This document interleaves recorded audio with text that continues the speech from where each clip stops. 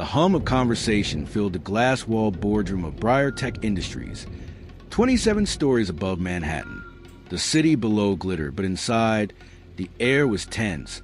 The kind of tension that comes when people smile while quietly competing for survival. "All right," said Richard Vaughn, the silver-haired CEO whose reputation was as polished as his cufflinks.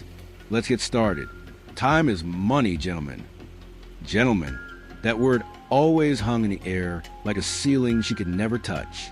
Jasmine Cole, 33, the company's marketing director, glanced at the agenda in front of her.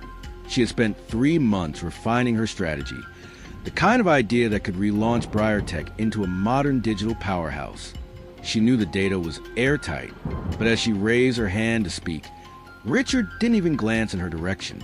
"Tom," he said instead, "you start us off." Tom, a junior operations manager who had barely skimmed her reports, gave her an apologetic glance before launching into a stumbling summary. He quoted a few numbers from her presentation, the wrong ones, and then nervously deferred. "Actually, Jasmine's been leading the marketing projections." Richard cut him off with a polite chuckle. "We'll come back to marketing. Let's talk logistics first." They never came back. By the time Jasmine finally got the floor, 30 minutes later, the board had moved on to quarterly expenses.